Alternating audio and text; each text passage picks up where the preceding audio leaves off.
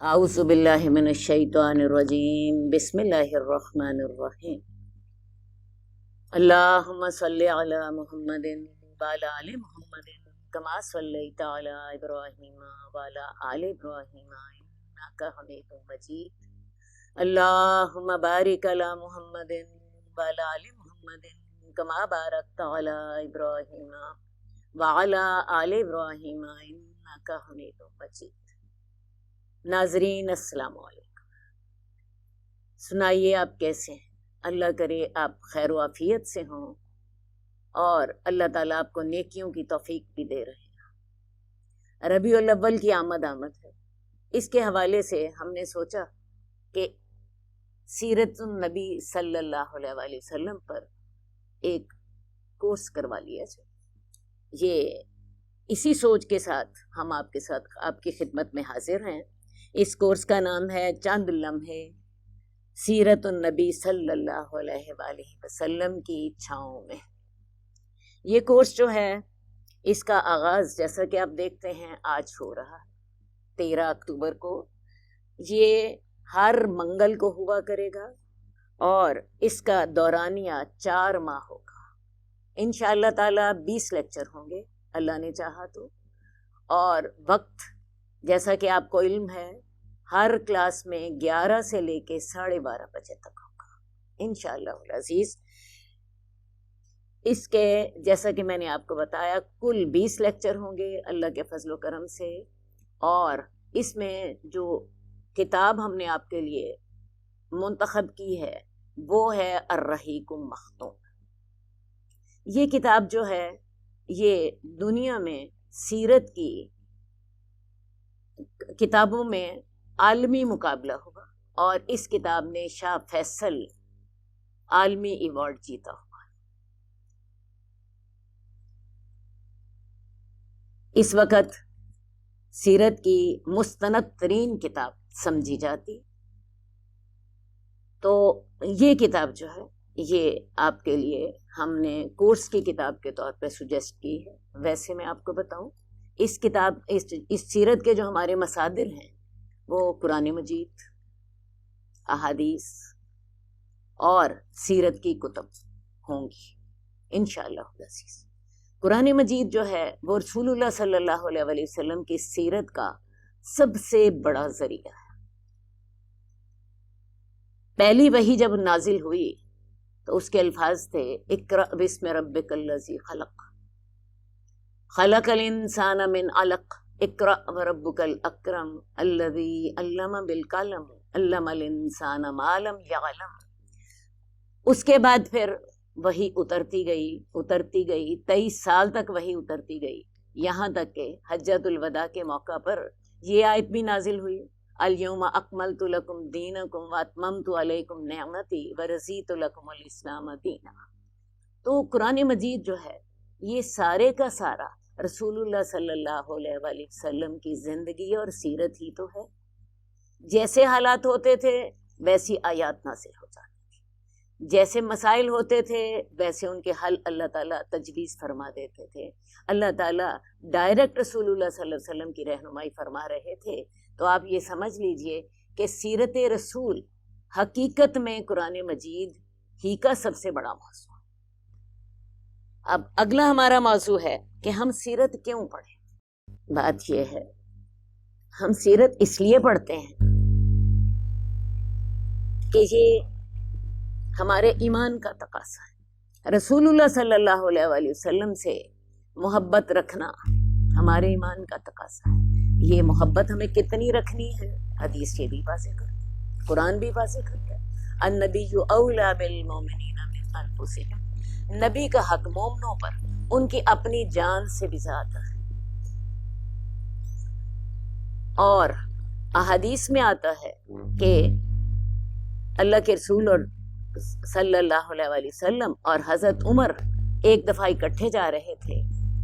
حضرت عمر اظہار عقیدت کے طور پر آپ سے فرما رہے ہیں، ہاتھوں میں ہاتھ ڈالے ہوئے ہیں اور فرماتے ہیں یا رسول اللہ مجھے آپ اپنے اولاد سے اپنے والدین سے زیادہ عزیز ہیں۔ رسول اللہ صلی اللہ علیہ وسلم فرماتے ہیں نہیں ہے عمر، تمہارا ایمان تب تک مکمل نہیں ہوتا جب تک کہ میں تمہیں تمہاری جان سے زیادہ عزیز نہ ہو جاؤں.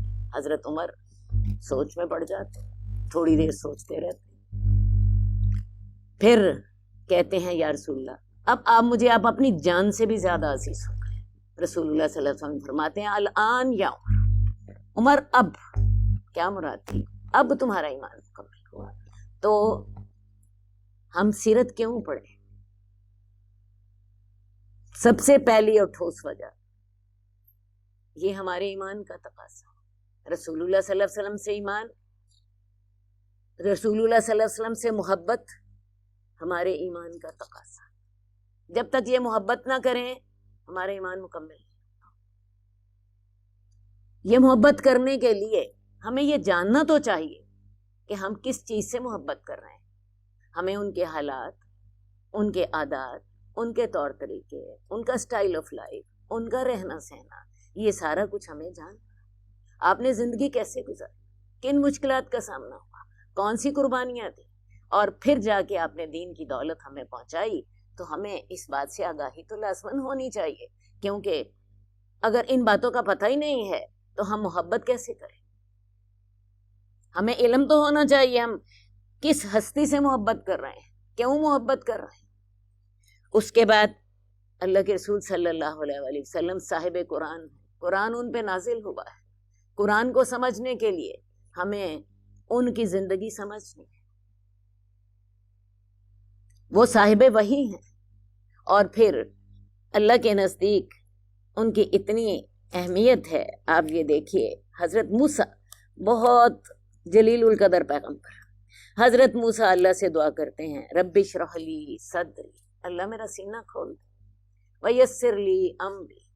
یہ پہلی ہی جب وحی ہوتی ہے تو حضرت موسیٰ اللہ تعالیٰ سے یہ دعا کرتے. اب رسول اللہ صلی اللہ علیہ وسلم کو دیکھیے اللہ تعالیٰ کیا فرماتے ہیں, الم نشرح لک صدرک ووضعنا عنک وزرک, کیا ہم نے تیرا سینہ نہیں کھول دیا. فرق دیکھ لیجیے حضرت موسیٰ سے انداز تخاطب کا کیا ہے, اور رسول اللہ صلی اللہ علیہ وسلم سے اللہ تعالیٰ جو ہے وہ کیسے بات کرتے ہیں. باقی سارے انبیاء جو ہیں ان کو اللہ تعالیٰ نے قرآن مجید میں یا کے لفظ سے پکارا ہے, یا آدم, یا نوح, یا موسیٰ, یا داؤد. لیکن رسول اللہ صلی اللہ علیہ وسلم کو اللہ تعالیٰ بڑے پیار سے پکارتے ہیں یا ایھا المزمل, یا ایھا المدثر. تو آپ یہ دیکھیے کہ رسول اللہ صلی اللہ علیہ وآلہ وسلم اللہ کے نزدیک کتنے اہم. قبلہ تبدیل ہوتا ہے تو کیا کہا جاتا ہے, فَلَنُوَلِّيَنَّكَ قِبْلَةً تَرْضَاهَا, ہم تجھے ایسے قبلے کی طرف تیرا رخ پھیر دیں گے جس پر اے نبی تو راضی ہوگا.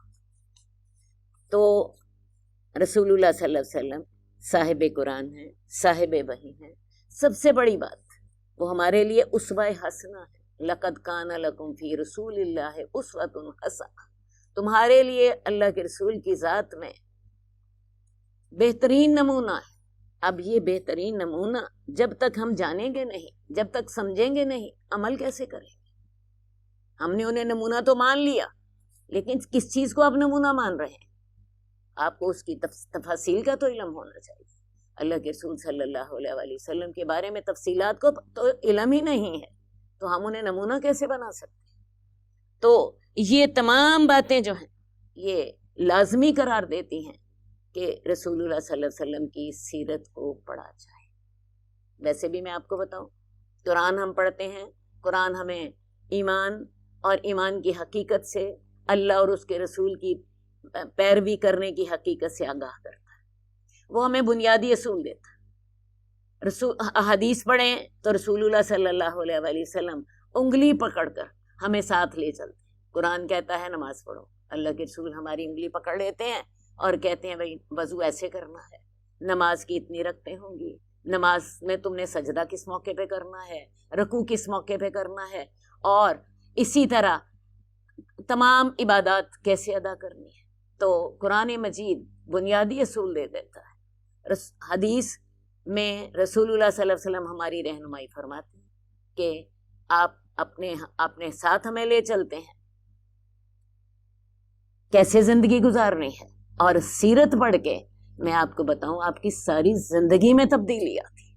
رسول اللہ صلی اللہ علیہ وسلم کے دن رات کیسے تھے, آپ کی سوچیں کیسی تھیں, آپ نے جنگیں لڑی, ان کے مقاصد کیا تھے, آپ نے کون سی تکالیف سہیں, ایک مسلمان کا سٹائل آف لائف کیا ہونا چاہیے, اس کے رویے کیسے ہونے چاہیے, یہ سارا کچھ ہم نے کہاں سے سیکھنا ہے؟ رسول اللہ صلی اللہ علیہ وسلم کی سیرت سے.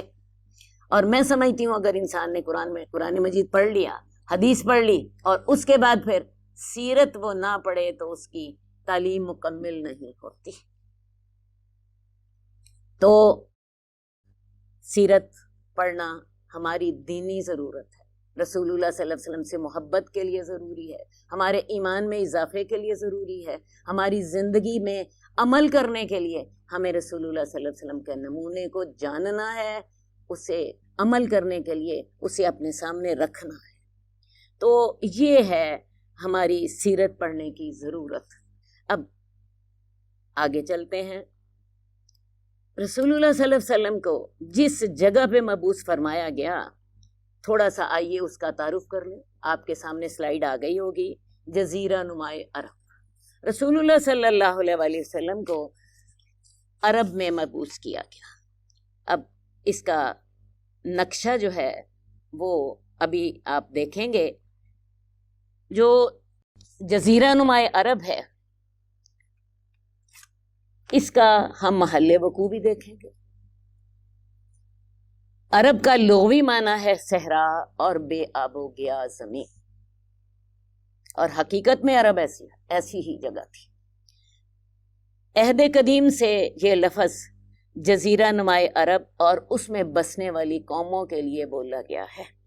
عرب کے مغرب میں بحیرہ احمر, مشرق میں خلیج عرب ہے, اور جنوبی عراق کا بہت بڑا حصہ ہے. جنوب میں بحیرہ عرب ہے جو حقیقت میں بحیرہ ہند کا ہی پھیلاؤ ہے. شمال میں ملک شام ہے اور کسی قدر شمالی عراق ہے. دوبارہ دیکھ لیجئے, یہ جغرافیائی پوزیشن ہے جزیرہ نمائے عرب کی. عرب کے مغرب میں بحیرہ احمر سمندر, مشرق میں خلیج عرب ہے اور جنوبی عراق کا بڑا حصہ ہے. جنوب میں بحیرہ عرب ہے, شمال میں شام ہے اور کسی قدر شمالی عراق ہے. تو اس کا آپ ابھی نقشہ دیکھیں گے تو آپ کو پتہ چل جائے گا کہ اس کے تینوں طرف تو سمندر ہے.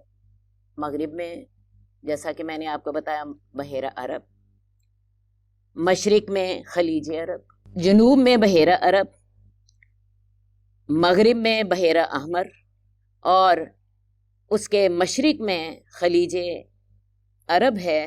تینوں طرف سے سمندر, اور شمال میں شمالی عراق اور شام واقع ہے. آپ اس کا نقشہ دیکھ کے خود یہ سمجھ جائیں گے کہ یہ ایک محفوظ قلعے کی طرح ہے. اور پھر اس کے ساتھ عرب کے اندر بہت بڑے صحرا ہیں. زیادہ تر علاقہ جو ہے ریگستانی ہے, آب و ہوا گرم اور خشک ہے, زمین زرخیز نہیں ہے. تو اس علاقے میں عام طور پر حملہ آور لوگ وہ اس علاقے میں داخل نہیں ہوئے, کیونکہ تین طرف سے تو سمندر نے اس کو گھیرا ہوا ہے, چوتھی طرف سے شمال کی طرف سے شام اور کسی قدر عراق کا علاقہ ہے. تو یہ ایک محفوظ قلعے کی شکل بن گیا ہے. ویسے بھی اس کے آب و ہوا ایسی تھی, جغرافیائی پوزیشن ایسی تھی کہ یہاں پہ کچھ زیادہ پیداوار بھی نہ ہوتی تھی, کوئی انڈسٹری بھی ترقی یافتہ نہ تھی کہ لوگ اس کی طرف متوجہ ہوتے. تو یہ علاقہ جو ہے وہ عام طور پر بیرونی حملہ آوروں کی دست برد سے محفوظ رہا. اب عرب میں جو قومیں رہتی تھیں، آئیے ان کے بارے میں تھوڑا سا دیکھ لیتے ہیں۔ عرب میں 3 قومیں رہتی تھیں جن کے بارے میں ہمیں معلومات ملتی ہیں۔ ایک ہیں عرب بائدہ، دوسرے عرب عاربہ، اور تیسرے عرب مستعربہ۔ عرب بائدہ جو ہیں یہ وہ قومیں ہیں جن کا ذکر ہمیں قرآن میں اور تاریخ میں ملتا ہے، لیکن اب ان کا وجود باقی نہیں ہے۔ مثلا قوم عاد، قوم سمود، ان کا تعلق عرب ہی سے تھا، لیکن اب یہ قومیں موجود نہیں۔ تاریخ ان کا ذکر ضرور کرتی ہے، قرآن مجید میں بھی ان کا ذکر بہت دفعہ آتا ہے۔ اسی طرح قوم عمالقہ جو کہ پہلے عرب پہ حکومت کرتے تھے، اب ان کا وجود نہیں۔ اس کے بعد ہیں عرب عاربہ، یہ لوگ جو ہیں قحطان کی نسل سے تھے، اور یہ لوگ، ان لوگوں کا اصل وطن تو یمن تھا، لیکن یمن میں جب سد معرب ٹوٹا اور سیل الارم آیا، ان چیزوں کا ذکر قرآن مجید میں موجود ہے۔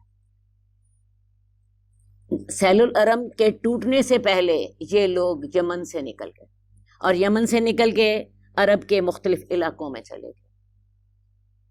تو یہ لوگ جو ہیں عرب عاربہ کہلاتے ہیں، ٹھیک ہے۔ ان میں کچھ لوگ جو تھے وہ عرب کے مختلف علاقوں میں چلے گئے۔ ان میں سے ایک بہت اہم قبیلہ تھا جس کا نام کندا تھا۔ انہوں نے عرب کے مشرق میں نجد کے علاقے میں اپنی حکومت قائم کی، جو کہ تقریباً 500 سال تک باقی رہی، اب وہ ختم ہو چکی ہے۔ تیسرے جو عرب کے رہنے والے لوگ تھے یہ عرب مستعربہ۔ عرب مستعربہ سے مراد وہ لوگ ہیں جو اصلاً عرب تو نہیں تھے، اصلاً عرب کے باشندے نہیں تھے، عرب میں باہر سے آ کر آباد ہوئے تھے۔ اور یہ کون لوگ ہیں؟ یہ حضرت ابراہیم، حضرت اسماعیل۔ قرآن مجید ذکر کرتا ہے، آپ کو پتہ ہے کہ حضرت ابراہیم نے اپنے تبلیغ کا مرکز فلسطین کو بنایا ہوا تھا۔ حضرت ابراہیم کا تعلق عراق کے ایک شہر کوسا سے تھا۔ کوسا ہی وہ جگہ ہے جہاں پہ حضرت ابراہیم کو آگ میں جلایا گیا ہے۔ وہاں سے یہ اور کے مقام پر آئے، اور سے پھر یہ آگے حران گئے، اور حران سے فلسطین گئے، اور فلسطین کو انہوں نے اپنی تبلیغ کا مرکز بنایا۔ وہیں سے انہوں نے مصر کے لیے سفر کیا۔ مصر میں حضرت سارہ کے ساتھ گئے تھے۔ وہاں کا بادشاہ جو تھا اس کی نیت حضرت سارہ پر خراب ہو گئی، اس نے ان کے ساتھ دسترازی کرنی چاہی، اور اللہ تعالیٰ نے بھی اس کو سزا دی۔ اس کا جس ہاتھ سے اس نے حضرت سارہ کو پکڑا تھا وہ اس کا ہاتھ وہیں جم گیا۔ اسے اندازہ ہو گیا کہ حضرت سارہ کوئی ولی اللہ ہے۔ اس نے حضرت سارہ سے کہا میرے لیے دعا کرو، میں آئندہ تمہارے ساتھ کوئی خرابی نہیں کروں گا۔ حضرت سارہ نے دعا کی اور اللہ تعالیٰ نے اس کا ہاتھ چھڑوا دیا۔ لیکن شیطان نے دوبارہ دل میں وسوسہ ڈالا، اس نے دوبارہ بدنیتی کی، پھر اس نے حضرت سارہ کا ہاتھ پکڑا، وہ ہاتھ جو تھا یوں ساتھ ہی جم گیا، پہلے سے زیادہ سختی سے جم گیا۔ اب اس کو زیادہ احساس ہوا کہ یہ واقعی کوئی ولی اللہ ہے۔ ان سے کہا میرے لیے دعا کرو، میں آئندہ تمہارے ساتھ کوئی خرابی نہیں کروں گا۔ خیر جی، حضرت سارہ نے دعا کی، اس کا ہاتھ چھوٹ گیا، اور اس کے دل پہ اتنا اثر ہوا کہ اس نے اپنی بیٹی جس کا نام ہاجر تھا حضرت سارہ کی خدمت میں دے دی۔ یہی حضرت ہاجرہ جو ہیں ان کو لے کے حضرت سارہ جو ہیں چلی جاتی ہیں، اور حضرت ابراہیم کا جیسا کہ آپ کو پتہ ہے حضرت سارہ سے اولاد کوئی نہیں تھی، تو حضرت سارہ نے حضرت ابراہیم سے کہا کہ آپ ان سے نکاح کر لیں۔ ان سے نکاح کر لیا حضرت ابراہیم نے، اور اللہ تعالیٰ نے ان کو اولاد بھی دے دی۔ حضرت اسماعیل اللہ تعالیٰ نے عطا فرما دیا۔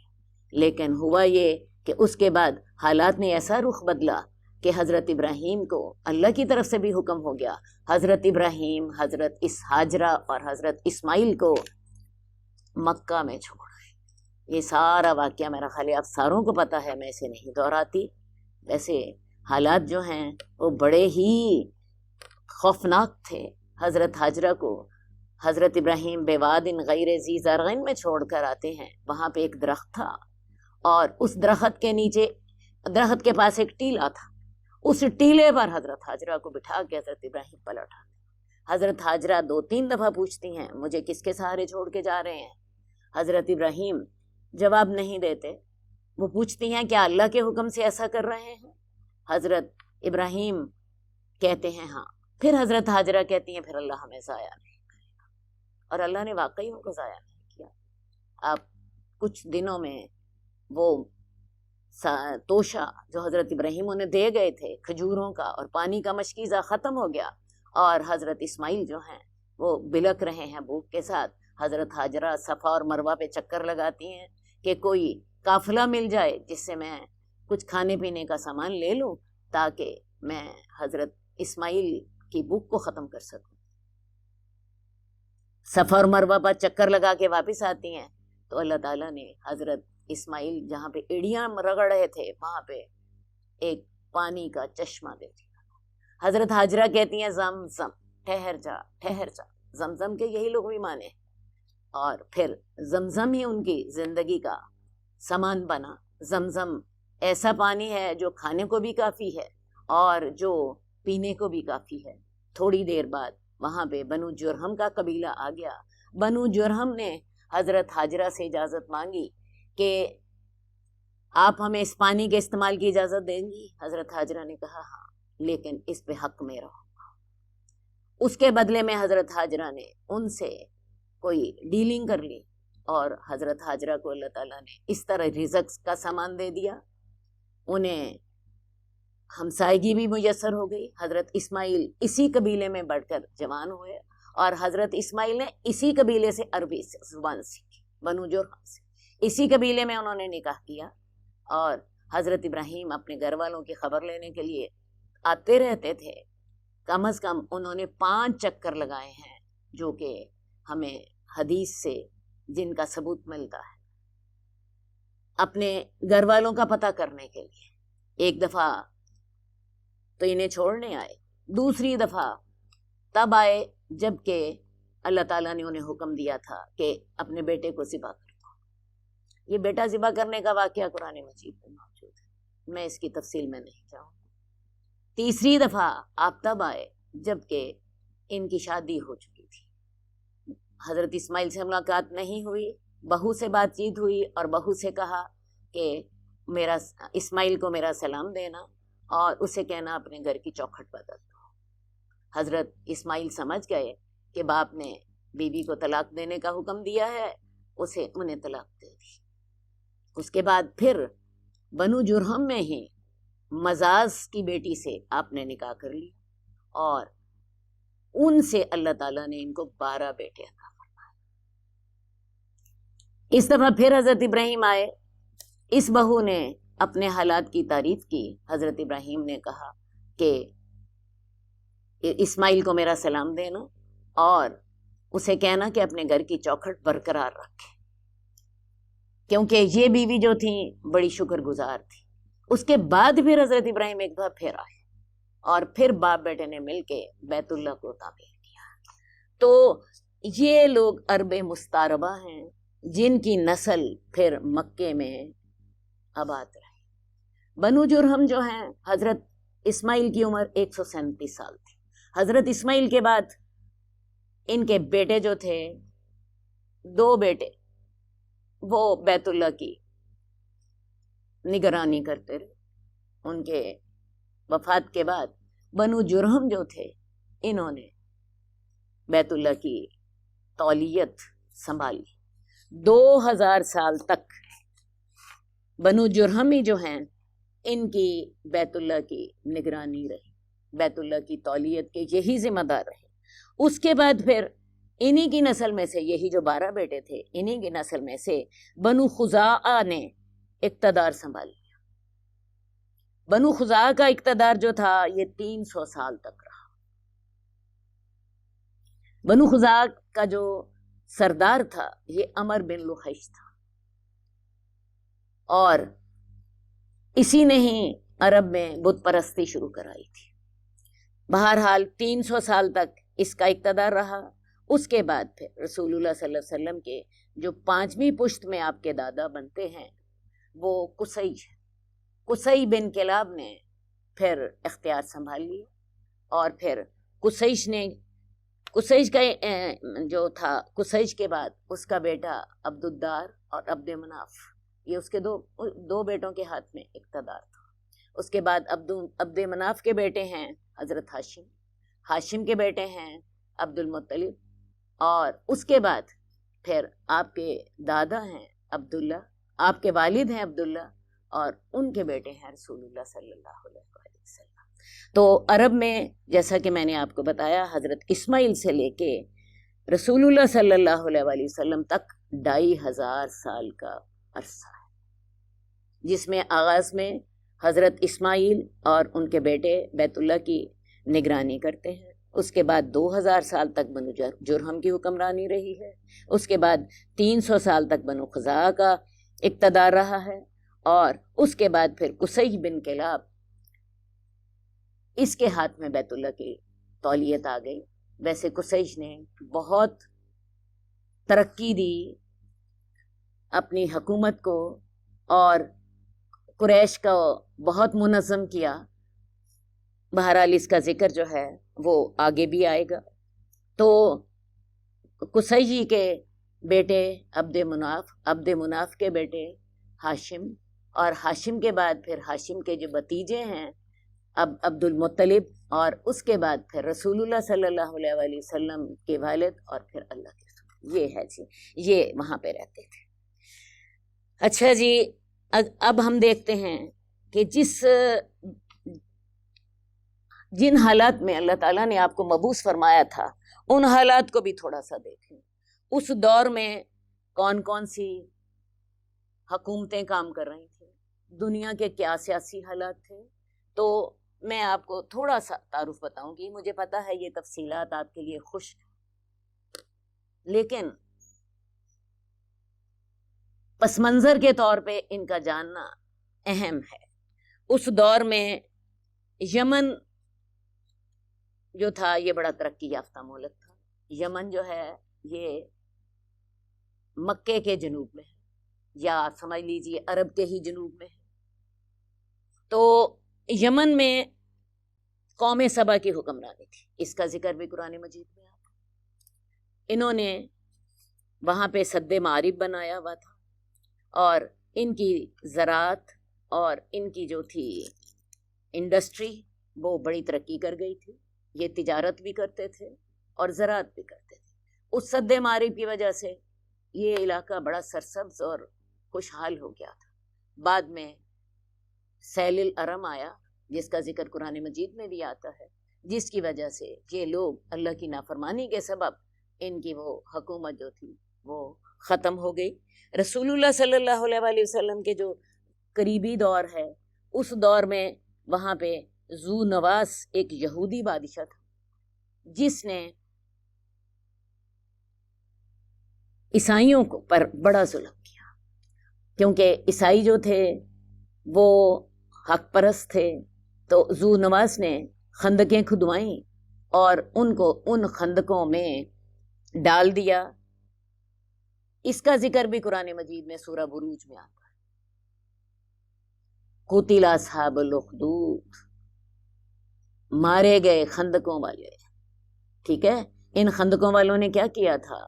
مسلمانوں کو، جو اس وقت صحیح دین اسلام پر تھے، عیسائی، اسلام تو ابھی آیا ہی نہیں تھا، تو ان کے لیے خندقیں کھدوائیں، اور خندقوں میں ان کو آگ سے وہ خندقیں برتیں، اور ان کو اس میں ڈالا اور سامنے بیٹھ کے تماشا دیکھا. اب ذو نواس نے یہ کام تو کر لیا، عیسائیوں کے ساتھ یہ ظلم کر لیا، اور جو عیسائی اس طرح کر کے ظلم کا شکار ہوئے، حیرت انگیز طور پر ان کی تعداد بہت زیادہ ہے. ان کی تعداد 20,000 سے 40,000 کے درمیان تھی، جن کو ذو نواس نے خندقوں میں ڈال کے جلایا تھا. اب اس کا ری ایکشن یہ ہوا کہ وہاں پہ عیسائیت جو تھی وہ بڑھتی چلی گئی، اور وہاں پہ عیسائی جو تھے، یہودیت ختم ہو گئی، اور عیسائیوں کی حکومت وہاں پہ قائم ہو گئی. جب رسول اللہ صلی اللہ علیہ وسلم کا دور تھا تو حکومت روم کی طرف سے بازان گورنر تھا یمن کا. یہ بازان بھی بعد میں اسلام لے آیا تھا رسول اللہ صلی اللہ علیہ وسلم کے دور میں. بہرحال یہ تو معاملہ تھا یمن کا. اس کے علاوہ اس وقت دنیا کی 2 سپر پاورز تھیں، ایک تھی روم اور ایک تھی ایران. رومی لوگ جو تھے کیسرے روم، ٹھیک ہے، ان کا جو ہیڈ تھا ہرقل تھا، اور یہ لوگ عیسائی تھے. ان کی دنیا کی یہ 2 سپر پاورز تھیں. بہت سا علاقہ جو تھا ان کے زیر اثر تھا، جیسے کہ میں نے آپ کو بتایا یہ لوگ عیسائی تھے. اسی طرح جو ایران کی حکومت تھی جو دوسری سپر پاور تھی، یہ مجوسی تھے، آتش پرست تھے، اور ان کے زیر اقتدار بھی بہت بڑا علاقہ تھا. ان دونوں کی آپس میں لڑائیاں ہوتی رہتی تھیں. قرآن مجید میں سورہ روم میں اس کا ذکر آتا ہے، غلبت الروم، رومی مغلوب ہو گئے. اور پھر بعد میں رومی جب مغلوب ہو گئے تو بعد میں رومی پھر اگلے 10 سال کے اندر اندر غالب بھی آ گئے. اس کے علاوہ حبشہ جو تھا یہ بحیرہ احمر کے ساتھ ہی تھا.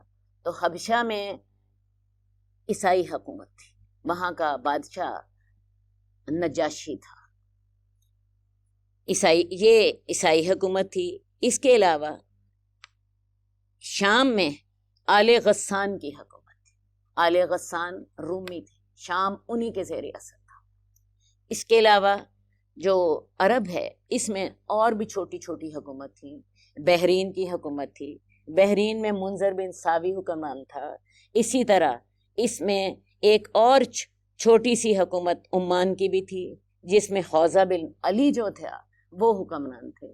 ان سارے حکمرانوں کو رسول اللہ صلی اللہ علیہ وسلم نے اسلام لانے کی دعوت دی تھی، اپنے دور کے تمام اہم بادشاہوں.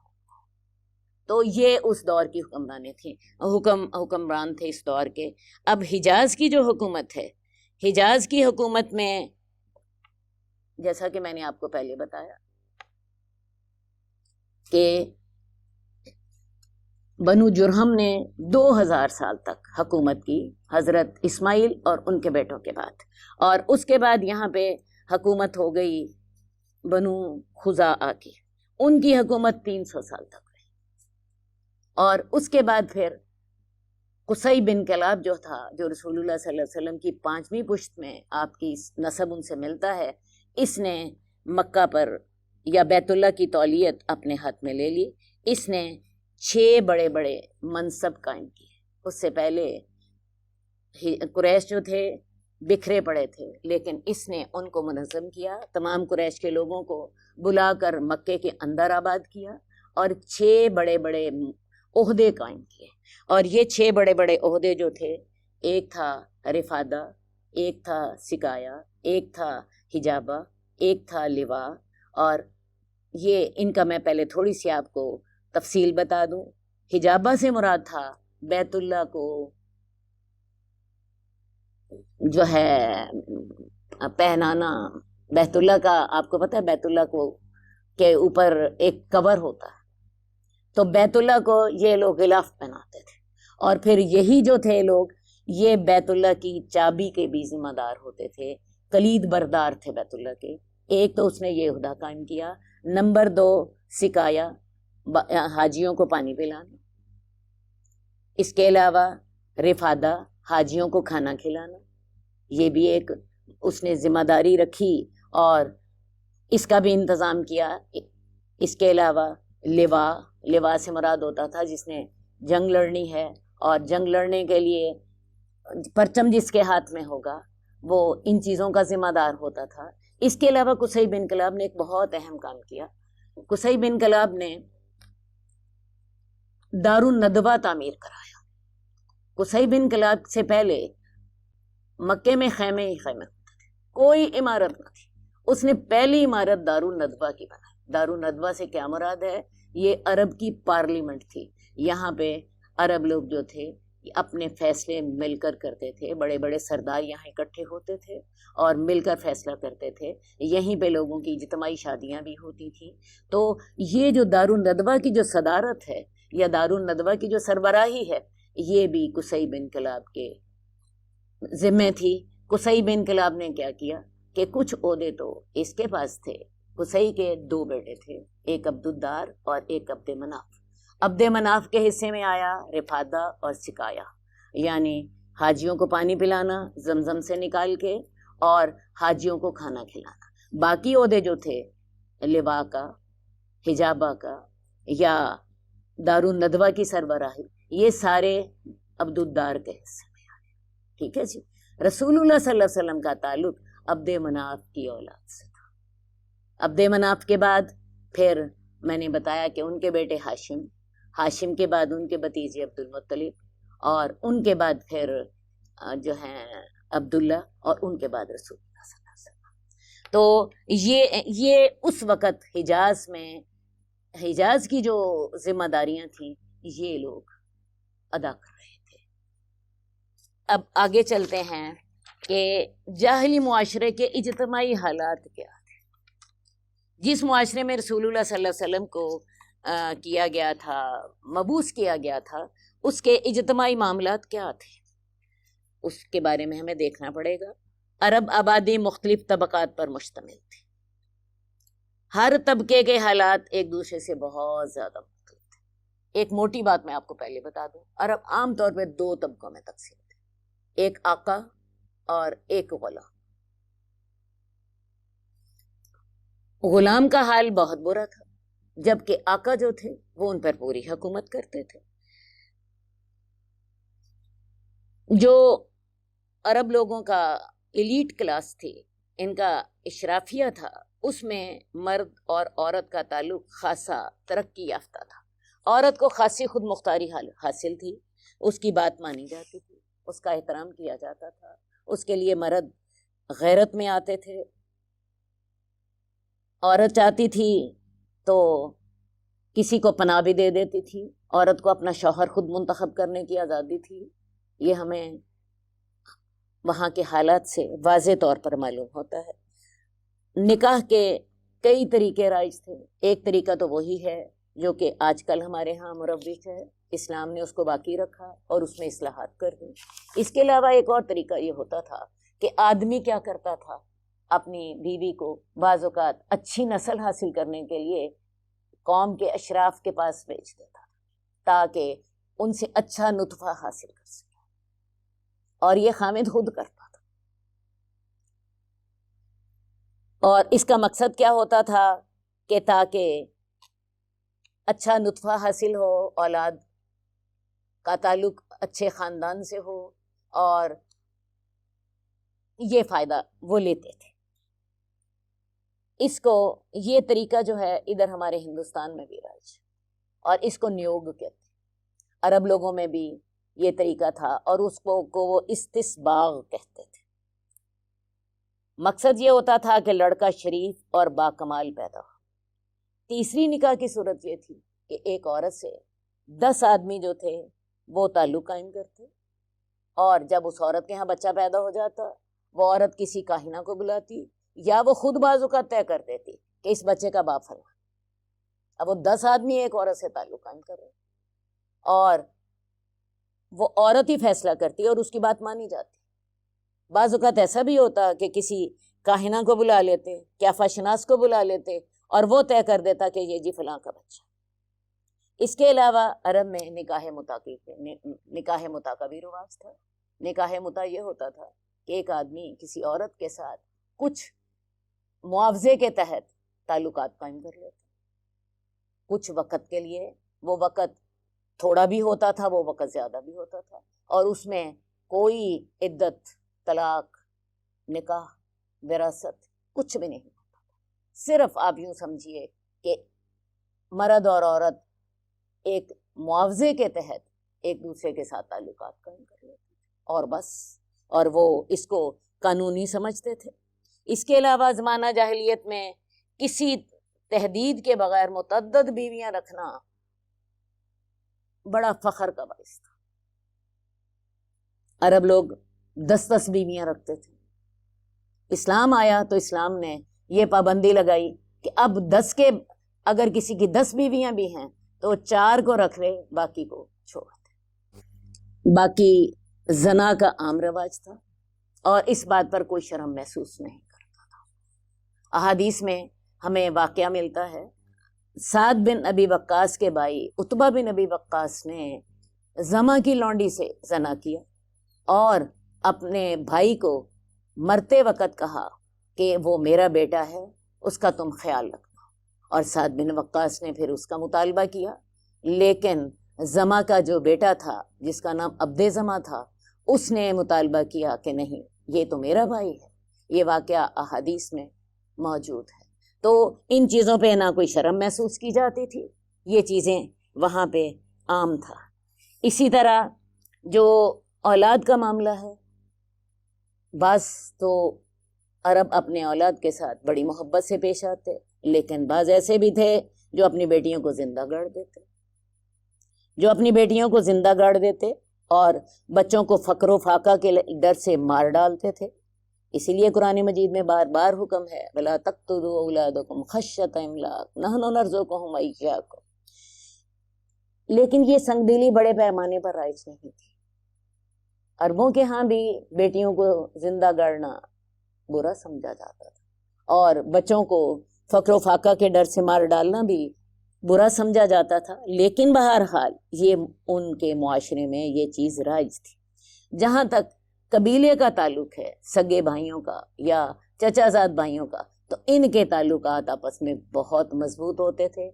مکے میں یا عرب میں چونکہ کوئی مرکزی حکومت قائم نہ تھی، جیسے آج کل ہمارے ہاں مرکزی حکومت ہوتی ہے، اس کے تحت پولیس ہوتی ہے، وہ امن و امان کی ذمہ دار ہوتی ہے، تو عرب میں کوئی بھی مرکزی حکومت نہ تھی، قبائلی نظام تھا۔ ہر قبیلہ جو تھا وہ اپنی حفاظت کا ذمہ دار خود ہوتا تھا، اور اس قبیلے کا جو سردار ہوتا تھا وہ اپنے قبیلے کی حفاظت کرتا تھا، اور قبیلے کے لوگ جو تھے وہ اپنے سردار کی اطاعت بلا چونو چرا کرتے تھے۔ اسی طرح چونکہ قبائلی نظام تھا، قبائلی نظام میں ہر شخص اپنے قبیلے کی حمایت کرتا تھا۔ ان کے ہاں یہ بات معروف تھی، انصر اخاک ظالما او مظلوما، اپنے بھائی کی مدد کرنی ہے وہ ظالم ہے یا مظلوم۔ وہ تو بعد میں رسول اللہ صلی اللہ علیہ وسلم نے اس کی تصحیح کی کہ ظالم بھائی کی مدد کیسے کرنی ہے، اس کو ظلم سے روک کر، اور مظلوم کی مدد کیسے کرنی ہے، اس کی ڈائریکٹ مدد کر کے۔ عربوں میں یہ تھا وہ میرا بھائی ہے، میں نے اس کی حمایت کر، اور بس، کیونکہ قبائلی نظام کی بنیاد ہی یہی تھی۔ تو یہ تو معاملہ ہے ان کے اجتماعی معاملات کا۔ اب عرب کی جو اقتصادی حالت تھی وہ اجتماعی حالات کے تابع تھی۔ عرب میں نہ تو کچھ اگتا تھا، نہ ہی کوئی جو انڈسٹری تھی وہ وہاں پہ موجود تھی۔ تجارت ہی ان کے نزدیک ضروریات زندگی حاصل کرنے کا سب سے اہم ذریعہ تھی، اور تجارت جو ہے وہ امن اور سلامتی کے ماحول میں ہی بڑھ سکتی ہے، لیکن عرب میں امن اور سلامتی کا ماحول نہیں تھا۔ لوگ بات بات پہ تلواریں نکال لیتے تھے۔ اصل بات ہے ان کا ایک عقیدہ تھا کہ جب تک آپ اپنے مقتول کا بدلہ نہ لو تو مقتول کی جو روح ہوتی ہے وہ پھرتی رہتی ہے اور وہ چیخیں لگاتی رہتی ہے کہ میں پیاسی ہوں اور میری پیاس جو ہے وہ خون سے بچے گی۔ تو عرب لوگ جو تھے یہ اس عقیدے کی وجہ سے اپنے مقتول کا بدلہ لیتے تھے، اور بدلہ لیے بغیر انہیں چین نہیں آتا تھا، اس لیے غارت گری بڑی عام تھی۔ اول تو وہاں پہ کوئی کمائی کا حالات ہی نہیں تھے، میں نے جیسے کہ آپ کو بتایا، نہ کچھ اگتا تھا، نہ کوئی وہاں پہ صنعت و حرفت تھی۔ جو تھوڑا بہت کماتے تھے وہ بھی ان لڑائیوں کی نظر ہو جاتا۔ اب وہ کمائی کیسے ہوتی تھی میں آپ کو بتا دیتی ہوں کہ اندرون عرب کھیتی باڑی بعض جگہ پہ ہوتی تھی جہاں پہ نسبتاً زمین زرخیز تھی۔ عام طور پہ تو بوادن غیر ذی زرع ہی ہے ساری کی ساری، لیکن مدینہ میں باغات تھے، اسی طرح اور ایسی جگہ جہاں پہ گھاس وغیرہ اگتی تھی وہاں پہ کھیتی باڑی ہوتی تھی اور غلہ بانی بھی ہوتی تھی. ساری عرب عورتیں سوت کاٹتی تھی اور سوت کاٹ کے کپڑا گھروں میں بنتی تھی. لیکن مصیبت ساری یہ تھی کہ یہ سارا کچھ کرنے کے بعد جو کچھ ان کے پاس جمع جتھا ہوتا وہ لڑائیوں میں ختم ہو جاتا. بھوک عام تھی، نہ پینے کو پانی ملتا تھا کیونکہ عرب کی ساری زمین صحرا ہے، ریتلی ہے، پانی نہیں ملتا. ہم حدیث میں پڑھتے ہیں، ایک حدیث میں آتا ہے کہ رسول اللہ صلی اللہ علیہ وسلم نے کے پاس ایک خاتون کو لایا گیا. اس کے پاس پانی کے 2 مشکیزیں تھے. اس سے پوچھا گیا کہ یہ پانی کتنی دور سے لائی ہو؟ کہتی ہے 1 دن اور 1 رات کی مسافت سے میں پانی لائی. اتنی دور دور سے پانی جو تھا وہ مہیا کیا جاتا تھا اور پھر اس کو استعمال کیا جاتا. یہ تو پانی کا معاملہ تھا. کھانے کا معاملہ بھی یہ تھا. بھوک عام تھی. لباس کوئی بہت مالدار بھی ہوتا اس کے پاس کپڑوں کا 1 ہی جوڑا، 2 جوڑے رکھنے عربوں کے ہاں اس کا تصور نہیں. تو ان کا ایک ہی ذریعہ تھا آمدن کا تجارت کرنا، اور یہ تجارت کرتے تھے جو ایک ان کا قافلہ شام کو جاتا تھا اور ایک ان کا قافلہ یمن کو جاتا تھا. قرآن مجید میں بھی اس کا ذکر ہے، لإلاف قریش ایلافہم رحلۃ الشتاء والصیف. ان کا ایک قافلہ جو تھا شام کو جاتا تھا اور ایک یمن کو جاتا تھا. سمجھ یہی آتی ہے کہ یہ لوگ جو تھے مالی لحاظ سے ان کا معاملہ بہت خراب تھا. 4 مہینے حرمت کے رکھے گئے تھے تاکہ لوگ اس میں حج کر سکیں اور عمرہ کر سکیں. تو ان 4 مہینوں میں جو حاجی آتے تھے وہی ان کی آمدنی کا بہت بڑا ذریعہ تھے. لیکن مصیبت یہ ہے یہ حاجیوں کو بھی لوٹ لیتے تھے. یہ بعض اوقات حاجیوں کو بھی لوٹ لیتے تھے اپنے فقر و فاقہ کی وجہ سے. بہرحال یہ جو 4 مہینے حرمت والے ہیں یہ اللہ تعالیٰ نے یہ انتظام ان کا کر دیا تھا تاکہ بیت اللہ کی زیارت اور بیت اللہ کا طواف اور حج امن سے ہو سکے. تو اس میں تھوڑا سا کچھ امن رہتا تھا. باقی حالات، اقتصادی حالات جو ہیں وہ بہت خراب تھے. اب عربوں کی جو اخلاقی حالت ہے مجھے وہ بھی آپ کو بتانی ہے. عربوں کے اندر بہت سی برائیاں تھیں. ابھی میں نے آپ کو بتایا زنا عام تھا، بیٹیوں کو زندہ گاڑ دیتے تھے، ٹھیک ہے، لڑائی جھگڑا عام تھا، چھوٹی چھوٹی باتوں پہ تلواریں نکل آتی تھیں. لیکن عربوں کے اندر کچھ اچھی عادات تھی. مثلا ان کے اندر سب سے بڑی جو عادت تھی سخاوت کی تھی. یہ لوگ اس معاملے میں ایک دوسرے سے آگے نکل جانے کی کوشش کرتے تھے اور اس پر فخر کرتے تھے. سخاوت اس حد تک ہوتی تھی کہ کسی کے گھر مہمان آیا، اس کے گھر میں ایک ہی اونٹنی ہے، اس نے اپنی اونٹنی ذبح کر دی اور اپنے مہمان کی مہمان نوازی کر لی. ٹھیک ہے، اسی سخاوت کے لیے وہ اپنی شراب نوشی پر بھی فخر کرتے تھے. شراب نوشی ان کے نزدیک کوئی قابل فخر چیز نہ تھی، لیکن ان کے نزدیک یہ چیز اہم تھی کہ جب وہ شراب پی لیتے تو اس کے بعد وہ سخاوت کر سکتے تھے. عرب لوگوں کا طریقہ یہ تھا کہ شراب پی لیتے اور شراب پینے کے بعد وہ جوا کھیلتے، اور جوئے میں جو شخص جتنا بھی جیت جاتا، جو کچھ حاصل کر لیتا، وہ سارے کا سارا غریبوں میں بانٹ دیتا. عام طور پہ یہ اونٹ ہی ہوتے، اور قحط کے زمانے میں ان کے ہاں یہ جوا کھیلا جاتا.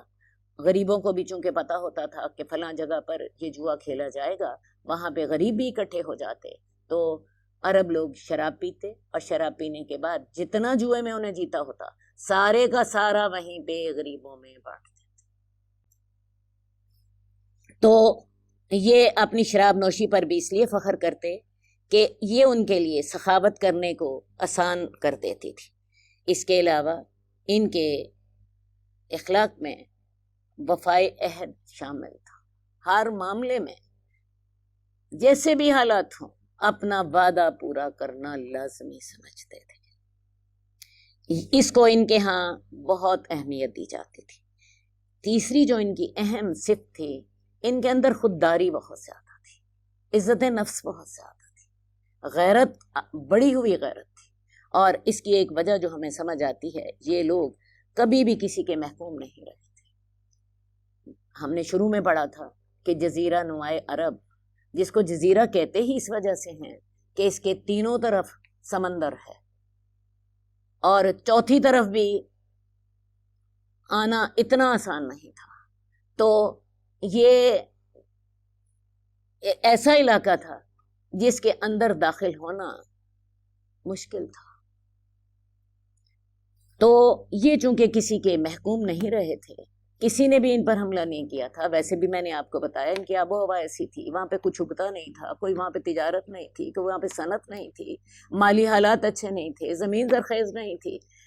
یہ وجہ. اور دوسری بات ہے یہ جغرافیائی طور پر سمندروں سے ڈھکا ہوا علاقہ تھا، تو یہاں پہ کسی غیر ملکی نے حملہ نہیں کیا.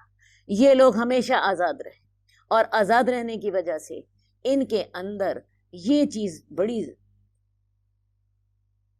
زیادہ موجود تھی کہ ان کی شجاعت اور غیرت حد سے بڑی تھی. ذرا سی بات پہ بڑک اٹھتے تھے، اور جس بات سے انہیں تھوڑی سی بھی ذلت کی بو آتی یہ اسے دور کرنے کی کوشش کرتے، اور اس سلسلے میں اپنی جان کی پرواہ نہیں. ان کے اندر سادگی تھی، بدوؤں کی جو سادگی ہوتی ہے. یہ اپنی زبان کے سچے تھے، اپنے قول کے پکے تھے، اور ان کے اندر نفاق نہیں تھا. جو قومیں غیر ملکی حکمرانوں کی تابع دار ہو کے رہتی ہیں ان کے اندر جھوٹ، نفاق پنپ جاتا ہے. ان کے اندر بدوی سادگی تھی، زبان کے سچے تھے، قول کے پکے تھے، وعدہ پورا کرتے تھے، سخاوت کرنے والے تھے، غیرت والے لوگ تھے. تو یہ ان کے اخلاق تھے. مہمان نواز تھے. یہ جو سخاوت اور مہمان نوازی، اس کی بہت بڑی وجہ بیت اللہ کا وہاں پہ ہونا، کیونکہ ان کے پاس ہر سال ساری دنیا سے حاجی آتے تھے اور یہ حاجیوں کو کھلاتے تھے. قصی نے، میں نے آپ کو بتایا کہ اس نے یہ چیزیں منظم کرنی تھی کہ حاجیوں کو پانی بھی پلایا جائے گا، زمزم کا کنواں ان کے پاس موجود تھا، اور رفادہ حاجیوں کی مہمان نوازی. حاجیوں کو یہ حج کے دنوں میں کھانا خود کھلاتے تھے. اس کے لیے ہر قبیلے پر ایک رقم مقرر تھی، ہر قبیلے نے وہ رقم دینی ہوتی تھی. تو اسی کے ساتھ ہی ان کے اندر آہستہ آہستہ سخاوت جو تھی وہ ان کی گٹی میں پڑ گئی تھی. اس کے ساتھ ساتھ زبان کا سچا ہونا، منافقت نہ ہونا، اور اپنی بات پر اڑ جانا، غیرت اور شجاعت میں کا بہت زیادہ دھیان رکھنا، یہ ان کی عادتیں تھیں. اب اگلی بات جو ہے وہ ہے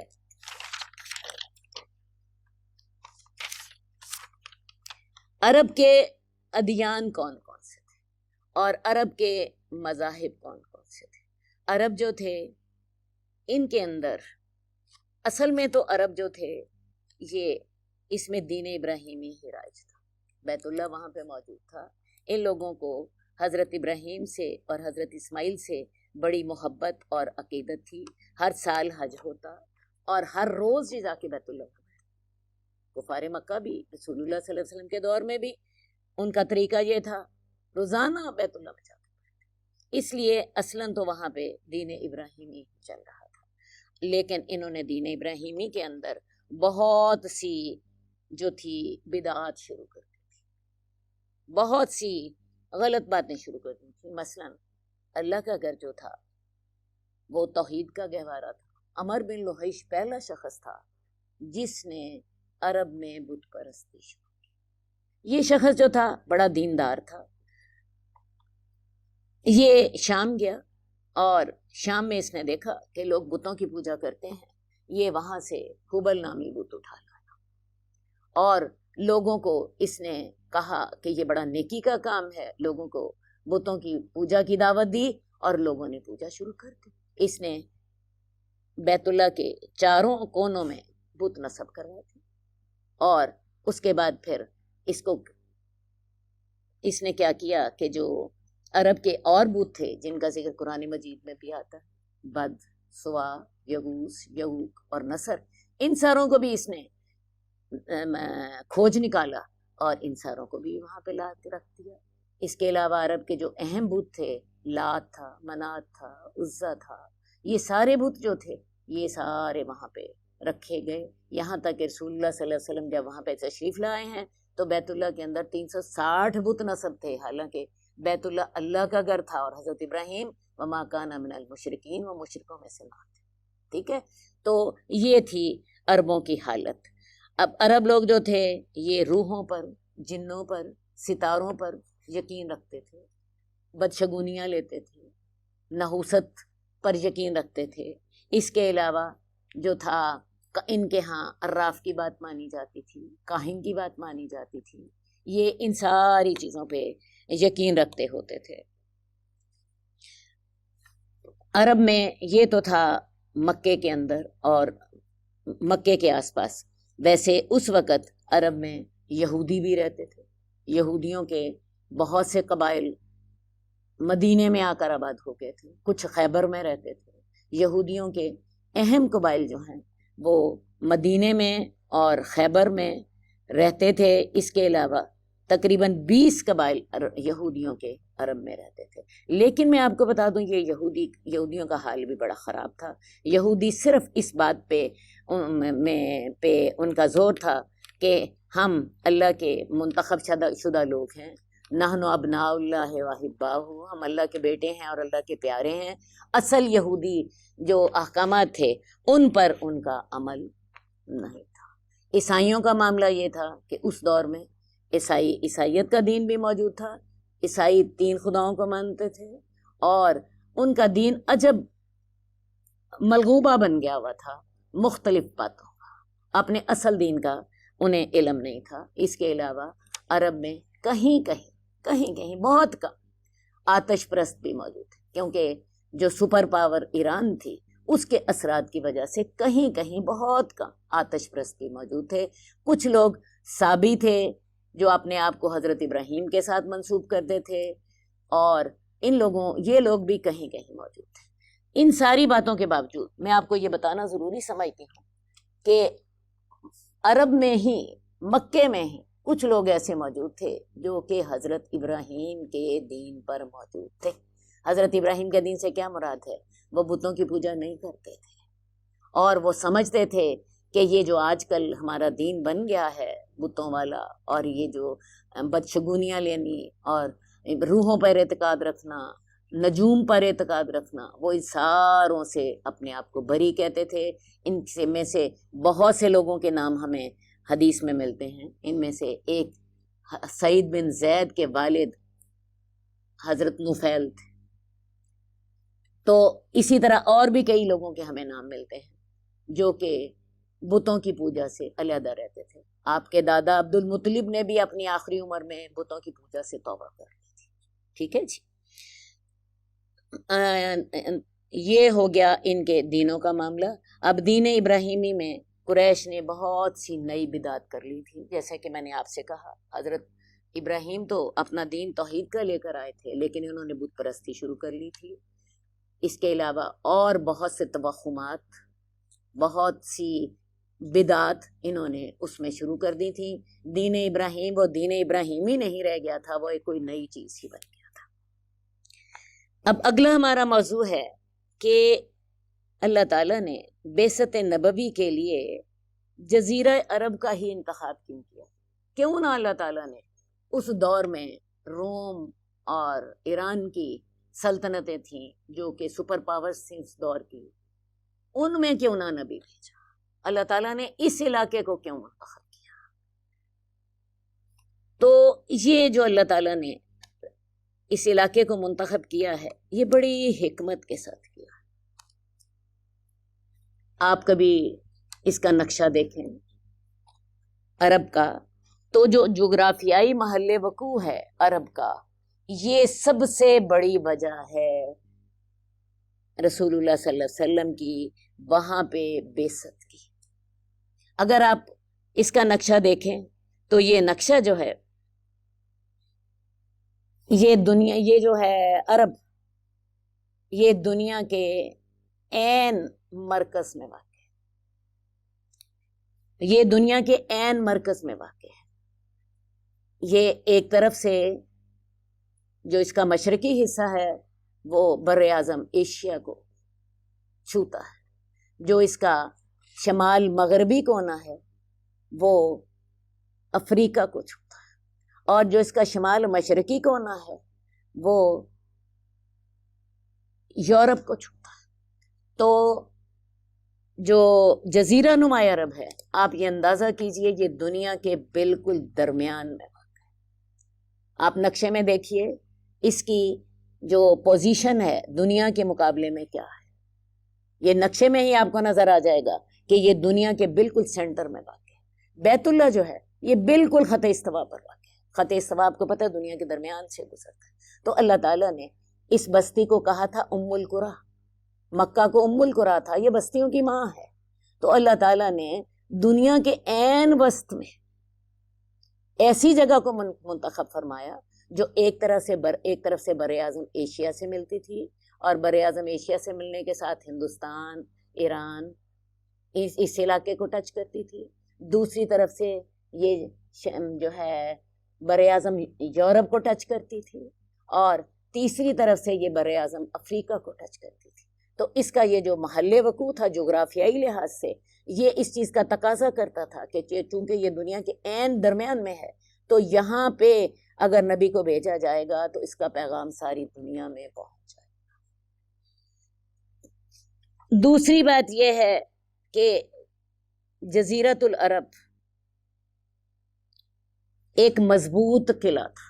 یہ میں بات آپ کو پہلے بھی واضح کر چکی ہوں کہ اس کے تینوں طرف، اس کے جو ہے مغرب میں بحیرہ احمر، اس کے مشرق میں خلیج عرب ہے، اس کے جنوب میں بحیرہ عرب ہے۔ تو یہ تینوں طرف سے سمندروں کے ذریعے اللہ تعالیٰ نے اس کی حفاظت کر دی ہے۔ یہ صرف شمال کی طرف سے کھلا ہے، تو اللہ تعالیٰ نے اس کو ایک جزیرہ نما کی شکل دے دی، اور یہ ایک محفوظ قلعہ بن گیا ہے جہاں پہ کوئی بھی کسی کو بھی آنا مشکل تھا۔ ویسے بھی میں نے آپ کو بتایا کہ چونکہ یہاں کی آب و ہوا ایسی تھی، چونکہ یہاں پہ یہ علاقہ ترقی یافتہ نہیں تھا، نہ کھانے کو تھا، نہ پینے کو تھا، نہ کوئی تجارت تھی، نہ کوئی زراعت تھی، تو کسی کو کیا ضرورت پڑی تھی ریگستان کو جا کے فتح کرتا، اور اتنی مشکلات کے بعد کہ وہ سمندروں کو عبور کرتا، اور سمندروں کو عبور کرنے کے بعد وہاں پہ جاتا۔ کوئی زمینی راستہ جو تھا شمال کی طرف سے تھا، لیکن وہ بھی کوئی آپ یوں سمجھیں کہ کوئی حملہ آوروں کے لیے وہاں پہ اٹریکشن نہیں تھی کہ وہاں پہ حملہ کرتے۔ تو اللہ تعالیٰ نے اس کو ایک قلعے کی شکل دے دی تھی۔ عرب لوگ جو تھے یہ وہاں پہ ان کے جو اخلاق تھے، اسی وجہ سے یہ لوگ ان کے اندر منافقت نہ تھی۔ تیسری جو وجہ تھی اس جزیرہ عرب کے انتخاب کی، عربی جو تھی وہ اس وقت کی ترقی یافتہ زبان تھی۔ عرب لوگ جو تھے یہ ان کو اپنی زبان پر بڑا فخر تھا، اور یہ اپنے مقابلے میں دوسرے لوگوں کو اجمی کہا کرتے تھے۔ اجم کا مطلب ہوتا ہے گونگا۔ ان کے خیال میں بات کرنی تو صرف عرب لوگوں کو آتی تھی، عرب باقی غیر عربی لوگ تو اجمی ہوتے تھے، انہیں تو بات ہی نہیں کرنی آتی تھی۔ انہیں اپنی زبان پر بڑا فخر تھا، اور ان کے جو شاعرہ ہوتے تھے، ان کے جو قصیدے ہوتے تھے، یہ لوگ اپنی شان میں قصیدے پڑھا کرتے تھے، اپنے آباء و اجداد کی شان میں وہ قصیدے انہوں نے بیت اللہ میں لٹکائے۔ سبع معلقہ جو ہیں وہ آج بھی موجود ہیں۔ یہ وہ شاعر ہیں جن کے جاہلی دور میں جن کی شاعری جو تھی اس کو قبولیت عام حاصل ہوئی، اور انہوں نے اس کو بیت اللہ میں لٹکا دیا۔ وہ اس کو اتنا اہم سمجھتے تھے، اور حقیقت بھی یہی تھی کہ اللہ تعالیٰ نے عربی زبان کو اتنی ترقی دے دی تھی کہ اللہ تعالیٰ نے پھر اپنا کلام بھی اسی زبان میں بھیجا۔ اگر کوئی زبان اتنی ترقی یافتہ نہ ہوتی تو شاید وہ اللہ کے کلام کو سنبھال نہ سکتی۔ تو اللہ تعالیٰ کے کلام کے جو معنی ہیں وہ اس عربی زبان کے اندر محفوظ ہو گئے ہیں۔ یہ فصیح ترین زبان تھی۔ یہ بھی ایک بہت بڑی وجہ تھی جزیرہ عرب کے انتخاب کی۔ عربی زبان کے باقی بہت سے لہجے تھے، اسی لیے اسی سے ہی سبا قرات وجود میں آئی، اور اس کے بعد پھر اور قرات وجود میں آئی۔ بڑے بڑے لہجے جو تھے، 7 لہجے تھے جو کہ متواتر ثابت ہیں۔ تو جو قرآن مجید ہے یہ عرب کا جو ٹکسالی لہجہ تھا قریش کا، یہ اس میں نازل ہوا تھا۔ باقی اللہ تعالیٰ نے یہ اجازت دی تھی کہ اس کو مزید قبائل کے لہجے میں بھی پڑھ لیا جائے، تو عربی زبان میں اتنی وسعت موجود تھی۔ اگلی جو وجہ تھی جزیرہ عرب کے انتخاب کی، وہاں پہ بیت اللہ موجود تھا۔ بیت اللہ ان اول بیت وضع للناس الذی ببکۃ مبارک، اللہ نے پہلا گھر جو دنیا میں بنایا تھا، اول بیت وضع للناس،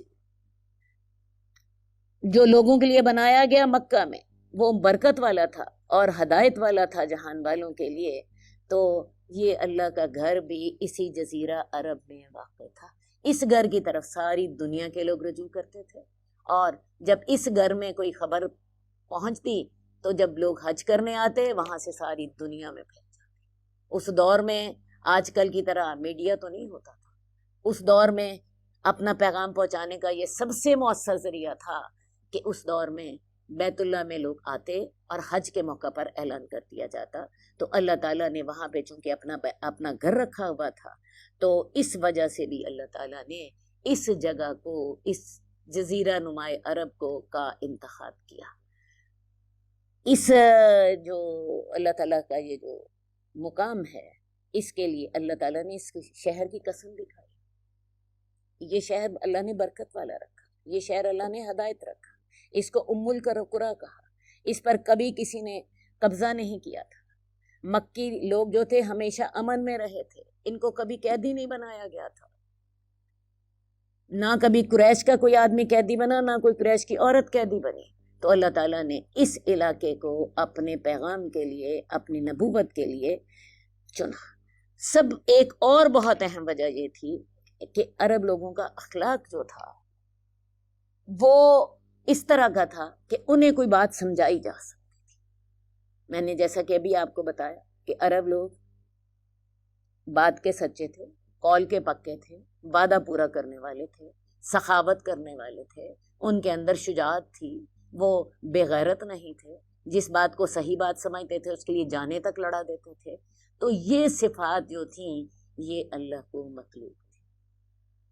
اگر یہ کلام جو تھا، یہ نبوت جو تھی کسی ایسے علاقے میں بھیجی جاتی جو کہ اس دور کے پوش علاقے تھے، میں آپ کو بتاؤں جو پوش علاقے ہوتے ہیں، جو ترقی یافتہ علاقے ہوتے ہیں، ان میں نفاق ہوتا، اور نفاق ایسی بیماری ہے جس کا علاج نہیں ہو سکتا، جس کا علاج نہیں ہو سکتا۔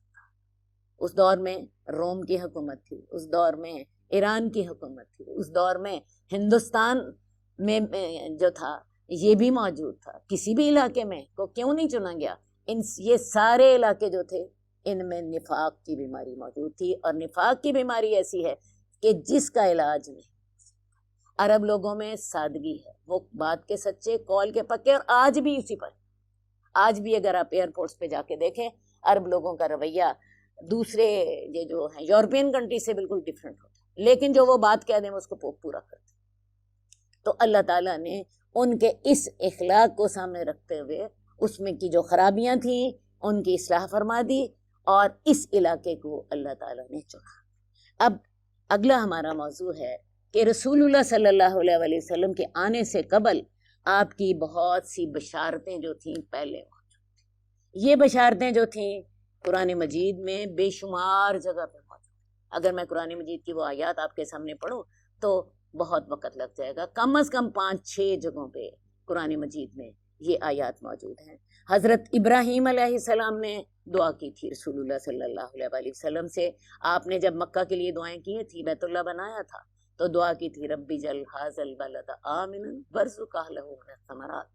اور پھر ایک اور دعا بھی کی تھی کہ اللہ تعالیٰ اس گھر کو امن والا بنانا، اس گھر کو برکت والا بنانا، اس کے رہنے والوں کو رزق عطا کرنا۔ اسی لیے عرب بے وادنگی غیر ذی زر ہونے کے باوجود وہاں پہ کبھی بھی رزق کی کمی. یہ حضرت ابراہیم کی دعا تھی. حضرت ابراہیم نے ایک اور دعا بھی مانگی تھی, ربنا وابعث منہم وابعث فیہم رسولا منہم, اے اللہ تعالیٰ ان کے اندر ایک رسول بھیجنا, یتلو علیہم آیاتک ویزکی, وہ ان کے اوپر تیری آیات کی تلاوت کرے, ویعلمہم الکتاب والحکمہ, انہیں کتاب اور حکمت سکھائے, ویزکیہم, اور انہیں گناہوں سے پاک. تو سب سے پہلی بات حضرت ابراہیم نے دعا کی تھی. رسول اللہ صلی اللہ علیہ وسلم نے خود فرمایا تھا کہ میں اپنے باپ ابراہیم کی دعا ہوں اور میں حضرت عیسیٰ کی بشارت ہوں. تورات اور انجیل میں آپ کی صفات بتائی گئی تھی. اب تورات میں کیا بشارت ہے وہ بھی قرآن مجید ہمیں بتاتا ہے. وَإِذْ قَالَ عِيسَىٰ ابْنُ مَرْيَمَ, حضرت عیسیٰ ابن مریم نے کہا کہ ایک نبی میرے بعد آئے گا, مبشرم برسول یاتی من بعد اسمہ احمد, وہ ایک رسول کی بشارت دے رہے تھے جو میرے بعد آئے گا جس کا نام احمد ہوگا. یہ سورہ صف کی آیت نمبر 6 ہے. یہودی جو تھے وہ وَكَانُوا مِن قَبْلُ يَسْتَفْتِحُونَ عَلَى الَّذِينَ كَفَرُوا, وہ فتح مانگا کرتے تھے ان لوگوں پر جنہوں نے کفر کیا. وہ رسول اللہ صلی اللہ علیہ وسلم کی آمد کی دعائیں مانگا کرتے تھے. وَكَانُوا مِن قَبْلُ يَسْتَفْتِحُونَ عَلَى الَّذِينَ كَفَرُوا فَلَمَّا جَاءَهُمْ مَا عَرَفُوا كَفَرُوا بِهِ, جب ان کے پاس وہ نبی آ گیا پہچان لیا, نہ مانا, وہ معاملہ علیحدہ ہے.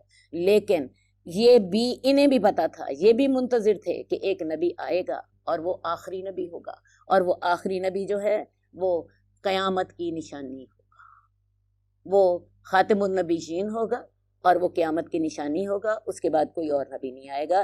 یہ ان تمام انبیاء نے اپنے لوگوں کو بشارتیں دی ہوئی تھیں. آپ کی صفات جو کہ تورات میں تھیں حضرت سلمان فارسی نے بتایا, انہیں اموریہ کے راہب نے بتایا تھا.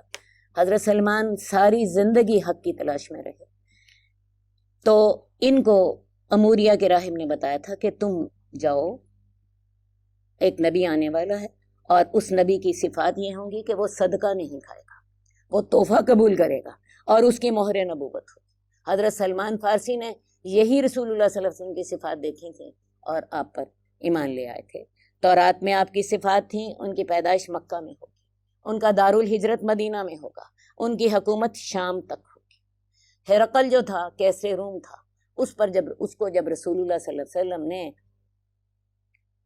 دعوت اسلام کا پیغام بھیجا تھا تو اس وقت اس نے کہا تھا کہ مجھے پتا ہے کہ ایک نبی آنے والا ہے, لیکن مجھے یہ علم نہیں ہے کہ وہ نبی جو ہے وہ تم میں سے ہوگا. اس کا خیال یہ تھا وہ نبی غیر مختون ہوگا, اور وہ نبی جو ہے اس کا خیال یہ تھا کہ شاید وہ یہود میں سے ہوگا. یہودی بھی نبی کا انتظار کر رہے تھے, عیسائی جو تھے, حضرت عیسیٰ نے بھی بشارتیں دی تھی, ہرقل نے گواہی دی تھی. ہرقل نے کہا تھا, لمبی حدیث ہے, اس نے حضرت ابو سفیان جو تھے یہ اس وقت تک ایمان نہیں لائے تھے, ان سے رسول اللہ صلی اللہ علیہ وسلم کے بارے میں معلومات حاصل کی تھی, اور اس نے بھی گواہی دی تھی کہ وہ نبی ہے, لیکن وہ ایمان نہ لا سکا کیونکہ اس کو اپنی حکومت کی جو قربانی دینی پڑ رہی تھی. بہرحال رسول اللہ صلی اللہ علیہ وسلم کی جو بشارتیں تھیں وہ آپ سے قبل حضرت ابراہیم نے آپ کے لیے دعا کی تھی, حضرت عیسیٰ نے آپ کی بشارت دی تھی, تورات اور انجیل میں آپ کی صفات بتائی گئی تھی, نجاشی نے گواہی دی تھی. نجاشی کے پاس جب ہجرت حبشہ ہوئی ہے تو نجاشی نے اس وقت کہا تھا, نجاشی نے بھی یہ بشارت دی تھی کہ یہ وہی نبی ہیں جن کا ذکر ہم پڑھتے ہیں. اس کے علاوہ ہرقل نے گواہی دی. عرب کاہن جو تھے یہ عربوں کو بتاتے رہتے تھے کہ ایک نبی آنے والا ہے. خاص طور پر اگر آپ سورہ جن پڑھیں نا, عرب کاہنوں میں ایک بڑی بے چینی پھیلی ہوئی تھی کہ کیا بات ہے, پہلے تو جن جو تھے وہ آسمان کی خبریں, غیب کی خبریں لے آتے تھے, اب کیوں نہیں لے کر آتے؟ لیکن وہ سورہ جن میں ہے, وَأَنَّا كُنَّا نَقْعُدُ مَقَاعِدَ لِلسَّمْعِ فَمَن يَسْتَمِعْ إِلَىٰ يَجِدْ لَهُ شِهَابًا رَّصَدًا, کہ ہم پہلے غیب کی خبریں ڈھونڈنے کے لیے آسمان پر بیٹھا کرتے تھے, اب ہم بیٹھتے ہیں تو ہمیں شہاب ثاقب مارے جاتے ہیں. تو اس کے لیے انہوں نے پھر اچھی طرح پتہ کیا تو ان کو پتہ چلا کہ ایک نئے نبی کی آمد ہے اور اس کو وہی بھیجی جا رہی ہے اور اس کے لیے یہ حفاظت کے انتظام کیے جا رہے ہیں، تو اس لیے ہم اب غیب کی خبریں نہیں سن سکتے۔ تو ایک جگہ سے نہیں، قرآن مجید میں بے شمار جگہ پہ، میں نے جو 5-6 دفعہ بات کہی ہے، میرا خیال ہے بہت زیادہ جگہوں پہ قرآن مجید میں اللہ کے رسول صلی اللہ علیہ وسلم کی بشارتیں ہمیں ملتی ہیں۔ یہ لوگ منتظر تھے کہ ایک نبی آنے والا ہے، اور جب رسول اللہ صلی اللہ علیہ وسلم نے پھر وہ دعویٰ کیا تو وہ نبی پھر آ گیا۔ تو بہرحال آج ہم نے یہیں تک پڑھنا تھا۔ اگلی دفعہ ہمارا جو ہوگا کلاس ہماری ہوگی، اس میں ہم رسول اللہ صلی اللہ علیہ وآلہ وسلم کی ولادت پڑھیں اور ولادت سے آگے پڑھیں۔ تو آج ہمارا جو موضوع تھا وہ آپ کو وہ پس منظر بتانا تھا جس پس منظر میں رسول اللہ صلی اللہ علیہ وسلم تشریف لائے تھے۔ اس وقت جاہلی معاشرے کی اقتصادی حالت کیسی تھی، اجتماعی حالات کیسے تھے، اخلاقی معاملات کیسے تھے، حکمرانیاں کس کس کی تھیں، وہاں کے سیاسی حالات کیا تھے، اور رسول اللہ صلی اللہ علیہ وآلہ وسلم کی بعثت کے لیے عرب کا انتخاب کیوں کیا گیا تھا، اس کا جغرافیائی محل وقوع کیا ہے۔ یہ ہمارے آج کے موضوع تھے۔ آپ یوں سمجھیے وہ بیک گراؤنڈ جس میں رسول اللہ صلی اللہ علیہ وسلم تشریف لائے تھے، وہ بیک گراؤنڈ ہم نے آپ کے سامنے رکھا ہے۔ انشاءاللہ تعالی اگلی دفعہ رسول اللہ صلی اللہ علیہ وسلم کی ولادت، آپ کا خاندان، آپ پر وحی کا نازل ہونا، یہ موضوعات ہم اگلی دفعہ اللہ نے چاہا تو ڈسکس کریں گے۔ اللہم صلی علی محمد وعلی آل محمد کما صلیت علی ابراہیم وعلی آل ابراہیم انک حمید مجید۔ اللہم بارک علی محمد وعلی آل محمد کما بارکت علی ابراہیم وعلی آل ابراہیم انک حمید مجید۔